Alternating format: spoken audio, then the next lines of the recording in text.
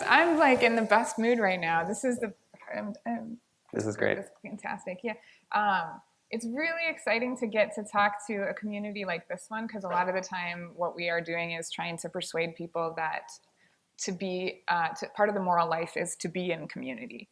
And you guys are already doing that. So we don't have to convince you about anything. So let me tell you a little bit about what we do. Evan and I call ourselves entrepreneurial humanists. And what that means is where we see arbitrary lines that divide the human family from itself, we try and create humanist projects that reconnect our family. So to give some examples of how we've been doing that pretty much our entire adult lives, in 2008, I founded the only secular student alliance on a religious campus in the United States at the time. In 2010, Serah became the first state-level lobbyist for the atheist and secular community in America. By 2012, I had founded a social justice workshop company. I worked with students at the high school and college level to talk about issues like privilege and prejudice and power. By 2014, Serah had recruited me to Arizona to work for the only campaign in America for an openly atheist candidate running for office. By 2015, we founded the first humanist PR firm in the country to work with marginalized people. And this past election cycle, we consulted 12 political campaigns, all people with marginalized political identities. Yes. And so our podcast is part of that work. We are traveling the country and making squeaky noises, interacting with modern social issues, and then we share stories that we hope contextualize facts by experiencing more closely what those facts mean for real people. So we're using facts and reason and compassion and emotion to grow the moral imagination. And with this podcast, we've been able to take on a lot of radical experiences. In our first season, we explored the issue of homelessness by sleeping on the streets of Phoenix, Arizona through the month of August with those experiencing homelessness. In one of our episodes in our first season, we discussed body shame and body positivity by attending a nudist retreat. And we also talked about how communities recover from disaster by visiting Middletown, California, a month after half their houses had been burned down in a forest fire. And we're continuing this work in our second season, which is what we're currently traveling for. So we are exploring privilege by visiting the communities that Serah and I grew up in and comparing the stark difference between them. We're exploring accessibility in politics and talking about how candidates and those looking to participate in the political process who experience a disability are often left out, and if that's a failure of democracy. And we're looking into issues like tribalism and minority religions in the military and much more. So Evan and I identify as capital H humanists. And what that means for us is we understand humanism is this naturalistic perception that by virtue of being human, we have much more in common than we have difference. And so it's all the ethical obligations that go along with acknowledging that fact. But small h humanist values are present in many religious and ethical life stances and should be a part of every moral community. So we'll be talking about those humanist values and the tools for growing them. Part of our goal with the humanist experience and with speaking to groups like yours is to encourage people to not only think academically about morality, but to develop moral tools to take with us into the world as we interact with us. For us, consciously activating our moral tools should be a practice that we apply in our everyday lives, like math or the scientific method. Again, it's a practice that we bring with us into the world as we engage with it. And I think that the urgency of moral tool making is somewhat obvious. We live in a world where our rejection of reason as a species jeopardizes our very existence. Can't overstate that, I guess. It's pretty bad. And we need rationality to help us solve the massive problems like environmental catastrophe and overpopulation, poverty, emerging diseases. We seem to be trapped in a perpetual cycle of war and societal unrest because we cling to tribalism, nationalism, classism, and these things cannot be undermined without tools like empathy and compassion. We need to apply the very humanist idea, again, that by virtue of being human, we all have much more in common than we have difference. The same capacity for anger, for hunger, for love, for joy. Everyone in our human family has moral tools that can provide a resonant response to these existential threats. But that means that we have to use them, and we have to share them, and we have to continuously improve them. And for us, the podcast is a way to really apply ethics. We're very concerned about armchair ethics.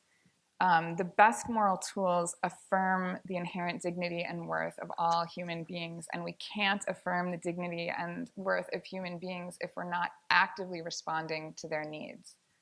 So humanism and other ways of connecting the human family requires actively engaging with the world, not just thinking about the world. Not to discount thinking about the world. However, because of the urgency of the crises faced by our species and the lack of privilege or luxury experienced by people most affected, we can't stop doing the essential work of applied ethics that ensures our continued existence to luxuriate in pondering the questions, which of course is not to say that we shouldn't ask them or just enjoy asking for the sake of itself. But we must do more. To suppose that we are being moral agents if we choose not to respond actively when the most vulnerable among us are denied basic human rights, if we suppose that the minimum conception of ethics are met when we theorize about racial inequality or economic stratification, while setting aside the immediate needs of people right now experiencing homelessness, sexual violence, police brutality, it's wrong. That's wrong. It's antithetical to humanism, and it divides the human family. We have to apply our values even as we're theorizing about them. Our world is crying out for an applied humanism. And so we want you to be moral tool makers every day in your workplace, in your neighborhood, in your relationship. Reason as a moral tool is pretty easy to advocate for, I think. It's not hard to make a case for reason, right? The scientific method has brought us incredible progress. The human family is better for it. Most of us understand that unchecked, uneducated emotions lead to the dangerous zealotries that we find in nationalism, patriotism, religion, and every tribalism. And it's not hard to be convinced that in our politics, in our relationships, in our philosophy, we need reasons for our arguments. We shouldn't deny people basic human rights based on revelation or tradition. It defies reason. We shouldn't sever family ties over arbitrary differences like sexuality or gender identity. That defies reason. And we can use reason to bravely know the truth about our universe and to make decisions and meaning based on reality as we uncover it. But I also want to emphasize that rationality, when it comes to ethics, should be applied to knowing human beings as we actually are.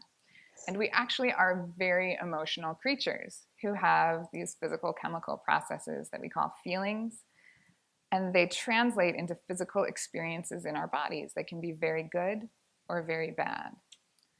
And because these physical reactions can cause both immense joy and immense suffering, behaving in a rational, calculated way that fails to account for emotion leads to suffering. And ignoring the importance of positive, elevating feelings is an abuse of reason. So I am a tone troll on the internet. I'll jump into debates on Facebook from a perspective of trying to make everybody feel better. And it's not because I'm trying to downplay the rational components of the argument, but I'm trying to emphasize that it's antithetical to a reason-based, human-centered ethic to communicate in a way that causes needless pain when we have another option.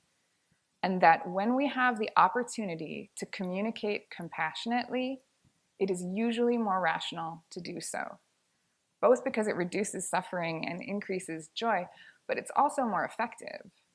People hear us better when we're purposeful about ensuring a positive exchange rather than one that is alienating, marginalizing, or mean.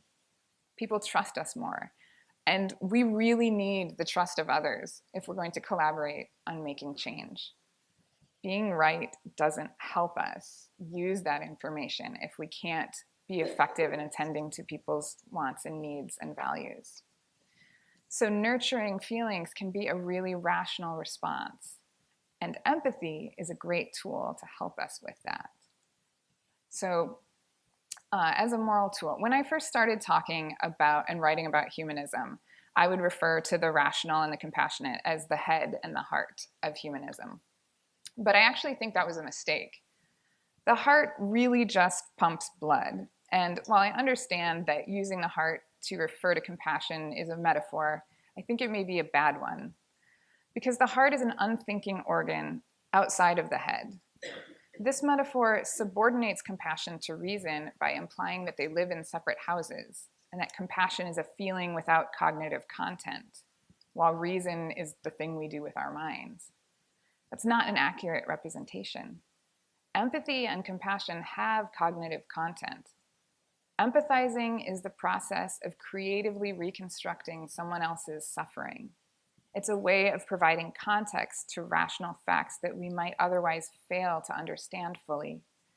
And feelings of empathy and compassion inspire us to act. And this world needs us to act more. We also need to be cautious not to elevate empathy and compassion above reason, because a poorly informed compassion can do a lot of damage. Reason and compassion are mutually dependent. So a better metaphor would be the goby fish and the pistol shrimp. So pistol shrimp are burrowers. They're known for burrowing in reef edges, but the reef edges tend to be fairly unprotected from predators, and they're pretty much blind. So they've developed a symbiotic relationship with the goby fish. So the shrimp, like cool, steady reason, maintains the burrow where both the shrimp and goby fish nest. The goby fish will act as the eyes of the shrimp, hovering above the burrow and interacting with other fish. The shrimp will stay connected to the goby fish with his antenna the entire time. He just feels where he's moving. And if a predatory fish approaches, the goby, like our emotions, disruptively alerting us to moral danger, the goby will flick its tail so the shrimp knows to retreat into the burrow. And during the night, the two simply rest together in the burrow. So empathy and reason protect, inform, and maintain one another very similarly, and each is completely vulnerable without its partner. So to wrap this up, I want to get back to the podcast and what we've learned from it. And this project has shown us over and over and over again that we have a moral obligation to use both compassion and reason together. We have to be both the goby fish and the pistol shrimp. And I think this was exemplified in one of our first experiences, which I didn't mention earlier. I believe it actually was our first experience we did with this podcast. We visited an abortion clinic in Southern California. And most health clinics that perform abortions in the United States are purposefully set back from the street. They often have their own building. That wasn't the case with this facility. It was in a strip mall, and it was right up against the street. And what happens then is protesters then can meet patients right at their car when they get out of it and track them and harass them all the way into the entrance of the facility. The laws don't protect those patients the way they would in a facility that's set back from the road. And so we volunteered as patient escorts for that facility. And within a few hours had watched 10 or 12 different patients and their boyfriends or loved ones get absolutely harassed. One, which we describe more vividly in the podcast, got pinned between some bushes, their car door, and 4 or 5 protesters, and our escorts couldn't get between them and the car. And they were in tears. They were just trying to access their own health care. And for me, as a cisgendered white male who has not had to have an abortion before, has not had a partner who's had an abortion before, this experience radically updated my emotions and my compassion on this issue. I've read about this issue before. I've heard about the protests in those areas. And so I was able to add use compassion as a tool to better understand an issue. And from now on, I will always be a volunteer for abortion facilities as an escort if I'm able. And hopefully our story can encourage others to do the same. And so our podcast, we find continually that there are issues that we rationally understand, that we've read about, but we are missing the emotional connection to those issues. And so we are encouraging ourselves and others to use experience to discover this.